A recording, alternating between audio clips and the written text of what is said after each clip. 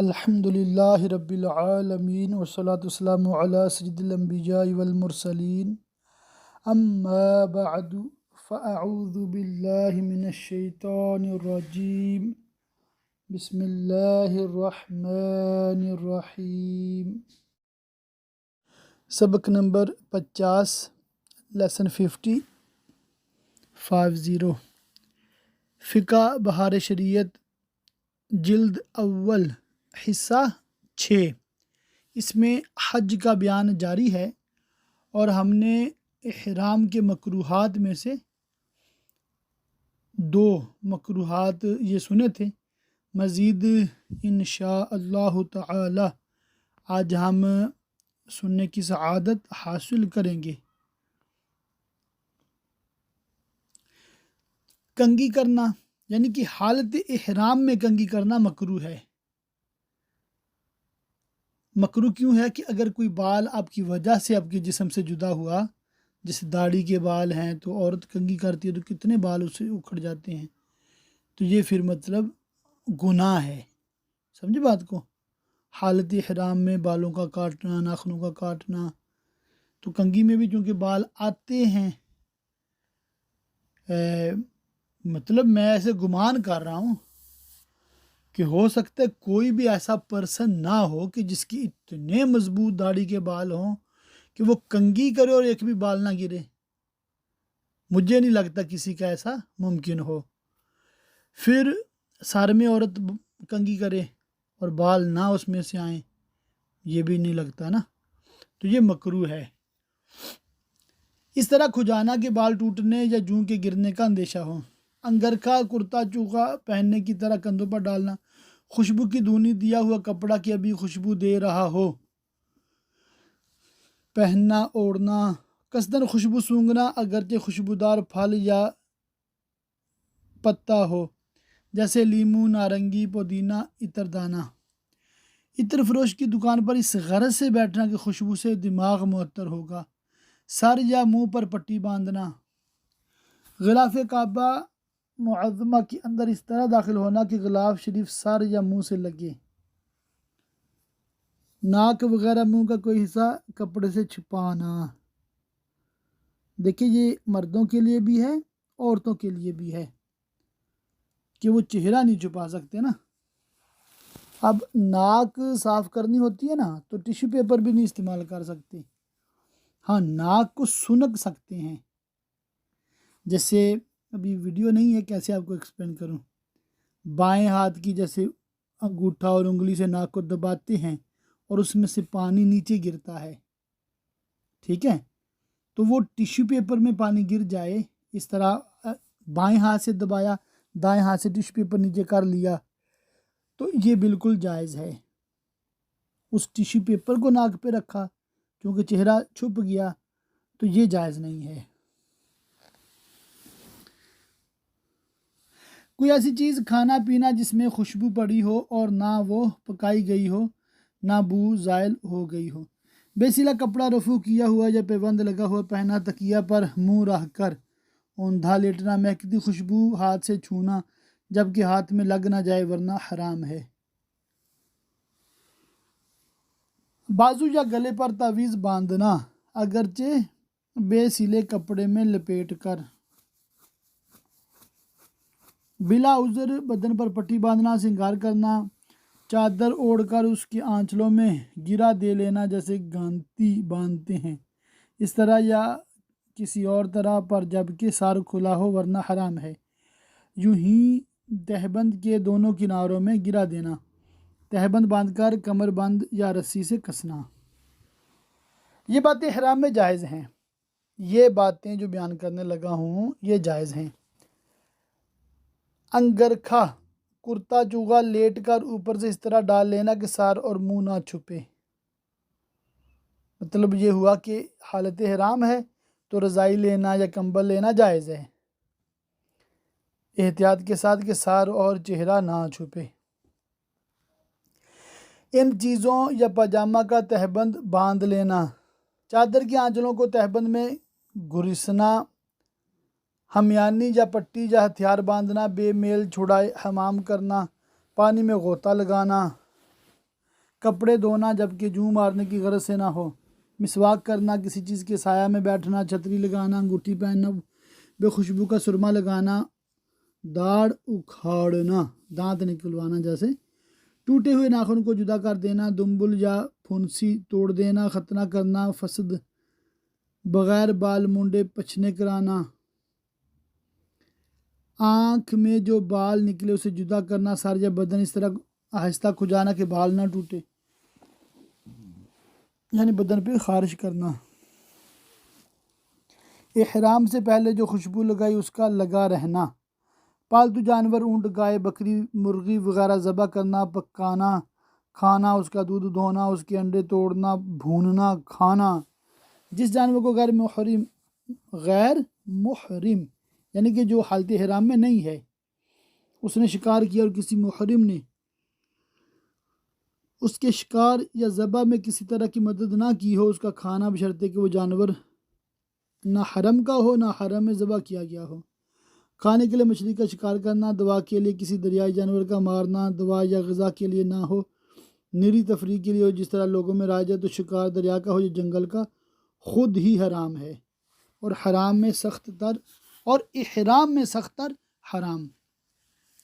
تو یہاں سے ایک مسئلہ یہ ہمیں سیکھنے کو ملا کہ شکار بھی تبھی جائز ہے کہ اگر آپ اس پرندے کو، جانور کو شکار جو کر رہے ہیں حلال کو اپنے کھانے کے لیے کر رہے ہیں، اگر صرف سیر و تفریح مراد ہے، ایسے مزے لینا ہے، شکار کی ہنٹنگ پہ گئے ہیں بس ایسے ہی فضول، تو یہ حرام ہے، اور حالت احرام میں اور حرام یعنی کہ زیادہ سخت حکم ہے۔ بیرون حرم کی گھاس اکھاڑنا، درخت کاٹنا، چیل، کوا، چوہا، گرگٹ، چھپکلی، سانپ، بچھو، کھٹمل، مچھر، پسو، مکھی وغیرہ خبیث و موذی جانوروں کا مارنا اگرچہ حرم میں ہو، ٹھیک ہے، حرم بار بار لفظ استعمال ہوتا ہے نا، یہ جس جگہ پہ خانہ کعبہ شریف ہے نا، تو اس کے ارد گرد مسجد ہے، پھر اس کے ارد گرد گھر ہیں لوگوں کے، لوگ پراپر رہتے ہیں، آج کل تو ہوٹل بن گئے ہیں، پھر گھر ہیں، بستیاں ہیں لوگوں کی، مکہ مکرمہ ایک شہر ہے پورا نا، یہ سارا تقریباً مکہ مکرمہ کا شہر جو حرم کے اندر ہے، مگر حرم یہ بہت بڑا ایریا نہیں ہے، یوں سمجھ لیں کہ آپ حرم سے ٹیکسی کرا کے جب مسجد عائشہ جاتے ہیں نا، تو مسجد عائشہ جو ہے وہ حل کے اندر ہے، یعنی کہ وہاں پر حرم کی حدود ختم ہو جاتی ہے، تو یہ مطلب میلوں میل پھیلا ہوا خانہ کعبہ شریف کے ارد گرد یہ علاقہ ہے، ایریا ہے، جگہ ہے جس کو حرم کہتے ہیں۔ منہ اور سر کے سوا کسی اور جگہ زخم پر پٹی باندھنا، سر یا گال کے نیچے تکیہ رکھنا، سر یا ناک پر اپنا یا دوسرے کا ہاتھ رکھنا، کان کپڑے سے چھپانا، ٹھوڑی سے نیچے داڑھی پر کپڑا آنا، سر پر سینی یا بوری اٹھانا، جس کھانے کے پکنے میں مشک وغیرہ پڑے ہوں اگرچہ خوشبو دیں، یا بے پکائے جس میں کوئی خوشبو ڈالی اور وہ بو نہیں دیتی اس کا کھانا پینا، گھی یا چربی یا کڑوا تیل یا ناریل یا بادام کدو کا ہو، کاہو کا تیل کے بسایا نہ ہو، بالوں یا بدن میں لگانا، خوشبو کے رنگے کپڑے پہننا جبکہ ان کی خوشبو جاتی رہی ہو، مگر قسم کیسر کا رنگ مرد کو ویسے ہی حرام ہے، دین کے لیے جھگڑنا بلکہ حسب حاجت فرض و واجب ہے، دین کے لیے جھگڑنا مطلب مناظرہ وغیرہ کرنا، کسی سے دینی بحث کرنا جائز ہے، جوتا پہننا جو پاؤں کے اس جوڑ کو نہ چھپائے، بیسلے کپڑے میں لپیٹ کر تعویذ گلے میں ڈالنا، آئینہ دیکھنا جائز، ایسی خوشبو کا چھونا جس میں فی الحال مہک نہیں، جیسے اگر، لبان، سندل، اس کا آنچل میں باندھنا، نکاح کرنا حالت احرام میں جائز۔ اچھا، احرام میں مرد و عورت کے فرق ہیں، ان مسائل مذکورہ میں مرد عورت برابر ہے، مگر عورت کو چند باتیں جائز ہیں۔ عورت کے لیے کیا جائز ہے یہ خواتین نوٹ فرما لیں، سر چھپانا، بلکہ نامحرم کے سامنے اور نماز میں فرض ہے تو سر پر بستر بکچا اٹھانا بدرجہ اولا جائز، یوں ہی گوند وغیرہ سے بال جمانا، سر وغیرہ پر پٹی، خواہ بازو یا گلے پر تعویذ باندھنا اگرچہ سی کر کیونکہ وہ سیلے کپڑے پہن سکتی ہیں نا۔ غلاف کعبہ کے اندر یوں داخل ہونا کہ سر پر رہے، منہ پر نہ آئے، منہ صرف ان کا چہرہ جو ہے نا وہ نہیں چھپائیں گی۔ دستانے جائز، موزے سلے کپڑے جائز۔ عورت اتنی آواز سے لبیک نہ کہے کہ نہ محرم سنے۔ ہاں اتنی آواز ہر پڑھنے میں ہمیشہ سب کو ضرور ہے کہ اپنے کان تک آواز آئے۔ تنبیہ، احرام میں منہ چھپانا عورت کو بھی حرام ہے۔ نہ محرم کے آگے کوئی پنکھا وغیرہ منہ سے بچا ہوا سامنے رکھے۔ پنکھا سے مراد وہ ہاتھ والا جو فین ہوتا ہے جسے کیا کہتے ہیں، پکھی پنجابی میں کہتے ہیں نا۔ جو باتیں حرام میں ناجائز ہیں وہ اگر کسی عذر سے یا بھول کر ہوں تو گناہ نہیں ہے، مگر ان پر جو جرمانہ مقرر ہے ہر طرح دینا آئے گا، اگرچہ بے قصد ہوں یا سہون یا جبرن یا سوتے میں، یعنی کہ کسی بھی حالت میں جرم ہو گیا بس جرم ہے، سزا ملے گی۔ ہاں گناہ بعض اوقات ہوتا ہے بعض اوقات نہیں ہوتا۔ طواف قدوم کے سوا وقت حرام سے رمی جمرہ تک جس کا ذکر آئے گا اکثر اوقات لبیک کی بے شمار کثرت رکھے۔ لبیک اللہم لبیک لبیک لا شریک لک لبیک ان الحمد والنعمت لک والملک لا شریک لک، یوں مطلب پڑھتا رہے۔ اللہ تعالی ہم سب کو بار بار حج بیت اللہ کی سعادت عطا فرمائے، بار بار میٹھا مدینہ دیکھنے کی باادب حاضری کی توفیق رفیق مرحمت فرمائے، آمین۔ اٹھتے بیٹھتے چلتے پھرتے وضو بے وضو ہر حال میں، خصوصاً چڑھائی پر چڑھتے اترتے، دو قافلوں کے ملتے صبح و شام، پچھلی رات، 5 نمازوں کے بعد، غرض یہ کہ ہر حالت کے بدلنے پر مرد با آواز کہیں مگر نہ اتنی بلند کہ اپنے آپ یا دوسرے کو تکلیف، اور عورتیں پست آواز سے مگر نہ اتنی پست کہ خود بھی نہ سنیں۔ اللہ، کیا عبارت ماشاء اللہ مفتی صاحب نے لکھی ہے۔ داخلی حرم محترم و مکہ مکرمہ و مسجد الحرام، یہ آیات مبارکہ احادیث مبارکہ آپ نے خود سے دیکھ لینی ہے۔ داخلی حرم کے احکام یعنی کہ حرم میں داخلے کے احکام۔ جب حرم مکہ کے متصل پہنچے، سر جھکائے، آنکھیں شرم گناہ سے نیچی کیے، خشوع و خضوع سے داخل، اور ہو سکے تو پیادہ ننگے پاؤں سے عرض کر دوں۔ اللہ، آزمائش ہو جاتی ہے، گرمی شریف وہاں پر جو بن پہ ہوتی ہے نا، اور آپ یوں کریں کہ صاف ستھرے نئے جوتے ہوں تو بہتر ہے، نئے جوتے بلکہ لے لیں تو وہ پہن کے مکہ پاک میں بھی چلیں، ضرورتاً مسجد میں بھی چل سکتے ہیں، اس میں بھی گنجائش موجود ہے۔ ننگے پاؤں چلیں گے بہت آزمائش ہوتی ہے، پتھر مبارک جو ہے نا وہاں کے وہ بہت گرم ہوتے ہیں، مشکل ہوتا ہے چلنا۔ تو یوں مطلب اگر کسی بلڈنگ وغیرہ پہ کام ہو رہا ہو نا تو وہ پھر بجری وغیرہ چھوٹے چھوٹے پتھر گلیوں میں ہوتے ہیں، تو ان پہ بھی پاؤں آئے تو پھر زخم ہونے کا بھی اندیشہ ہے، تو یوں احتیاط سے جوتا پہن کر رکھیں تو جائز ہے۔ اور لبیک و دعا کی کثرت رکھے، اور بہتر یہ کہ دن میں نہا کر داخل ہو۔ حیض و نفاس والی عورت کو بھی نہانا مستحب ہے۔ مکہ معظمہ کے گردا گرد کئی کوس تک حرم کا جنگل ہے، ہر طرف اس کی حدیں بنی ہوئی ہیں، ان حدوں کے اندر تار گھاس اکھیڑنا، خودرو پیڑ کاٹنا، وہاں کے وحشی جانور کو تکلیف دینا حرام ہے، یہاں تک کہ اگر سخت دھوپ ہو اور ایک ہی پیڑ ہے، اس کے سایہ میں ہرن بیٹھا ہے تو جائز نہیں کہ اپنے بیٹھنے کے لیے اسے اٹھائے، اور اگر وحشی جانور بیرون حرم کا اس کے ہاتھ میں تھا، اسے لیے ہوئے حرم میں داخل ہوا اور اب وہ جانور حرم کا ہو گیا، فرض ہے کہ فوراً چھوڑ دے۔ مکہ معظمہ میں جنگلی کبوتر بکثرت ہے، ہر مکان میں رہتے ہیں، خبردار ہرگز نہ اڑائے، نہ ڈرائے، نہ کوئی ایذا پہنچائے۔ بعض ادھر ادھر کے لوگ جو مکہ میں بسے کبوتروں کا ادب نہیں کرتے، ان کی ریس نہ کرے، مگر برا انہیں بھی نہ کہے کہ جب وہاں کے جانور کا ادب ہے تو مسلمان انسان کا کیا کہنا۔ یہ باتیں جو حرم کے متعلق بیان کی گئی احرام کے ساتھ خاص نہیں، احرام ہو یا نہ ہو، بہرحال یہ باتیں حرام ہیں۔ جب مکہ معظمہ نظر پڑے ٹھہر کر یہ دعا پڑھے، یہ دعا یہاں پر لکھی ہوئی ہے۔ اور درود شریف کی کثرت کا جو افضل یہ ہے کہ نہا کر داخل اور مدفونین جنت المعلا، جنت المعلا یہ مکہ پاک کا قبرستان ہے، اور مدینہ پاک کا اس کا کیا نام ہے؟ جنت البقیع۔ جنت المعلا کے لیے فاتحہ پڑھے اور مکہ معظمہ میں داخل ہوتے وقت یہ دعا پڑھے، یا کتاب میں لکھی ہوئی ہے۔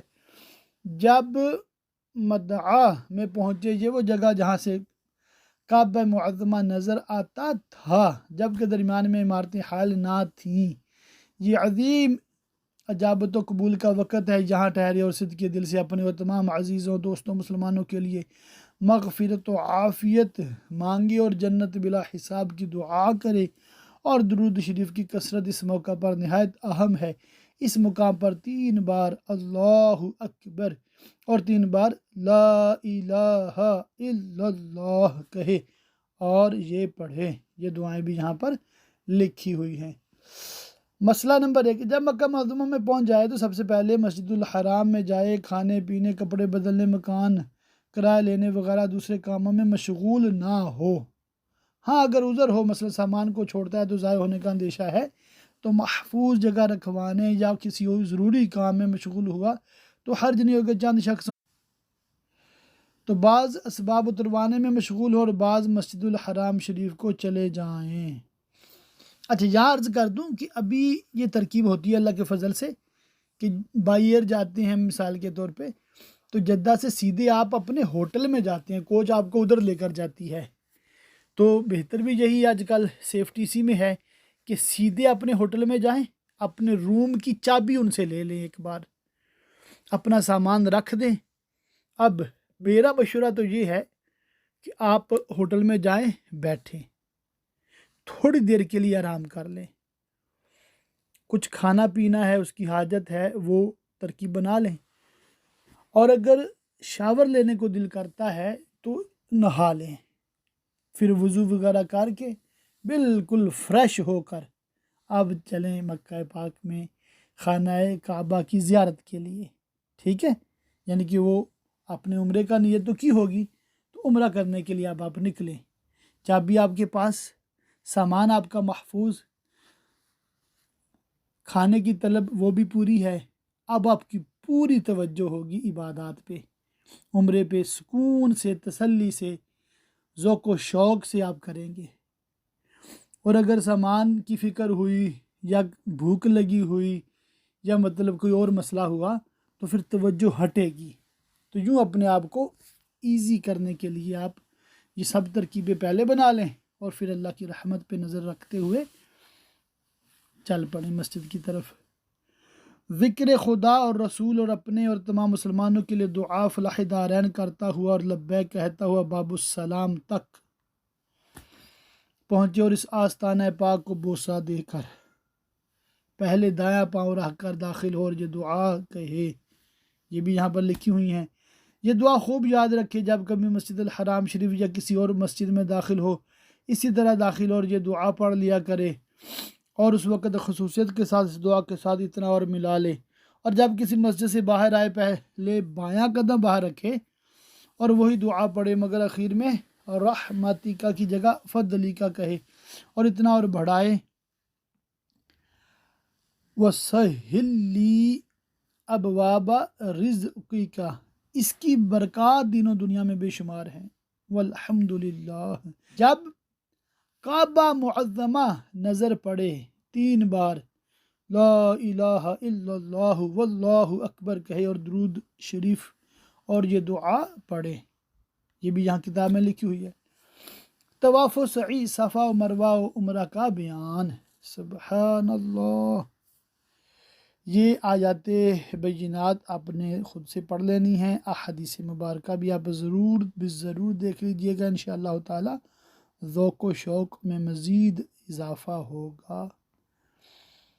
یہاں پر ہے بیان احکام۔ مسجد الحرام شریف میں داخل ہونے تک کے احکام معلوم ہو چکے۔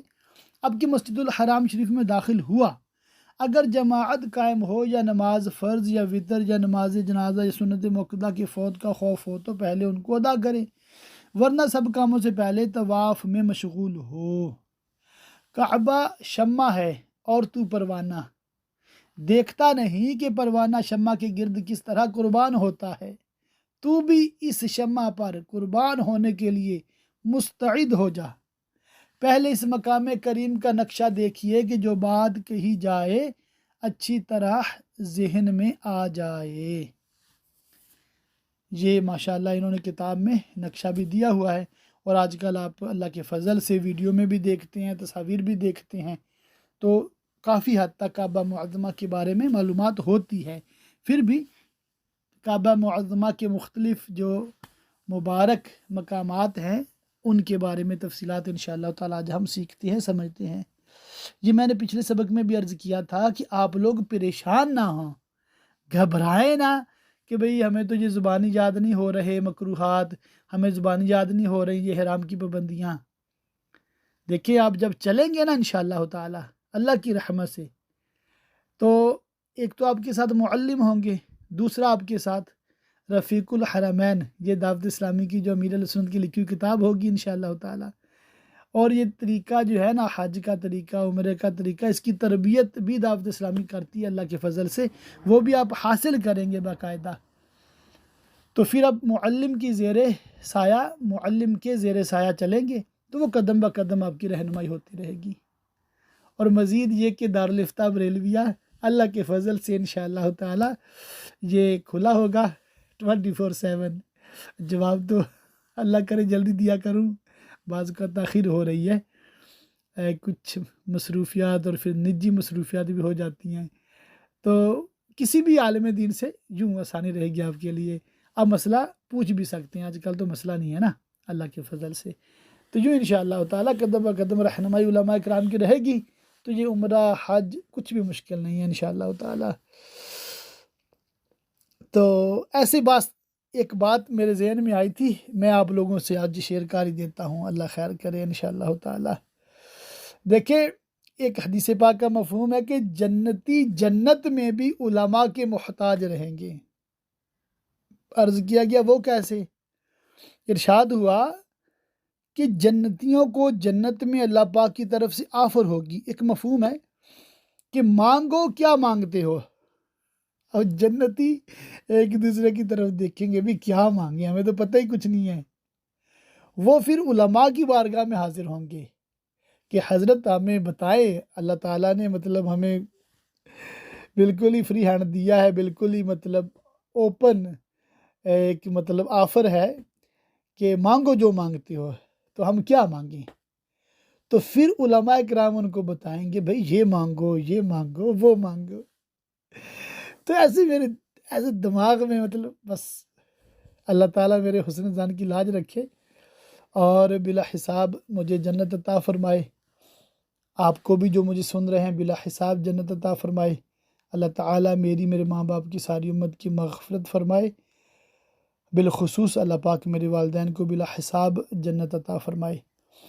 تو یہ عرض کر رہا تھا میں، بلکہ عالم کورس اردو کے جو شریک ہیں اور جو شریک ہوں گے انشاءاللہ تعالیٰ سبھی کے لیے دعا ہے کہ اللہ تعالیٰ سبھی کو بلا حساب جنت عطا فرمائے۔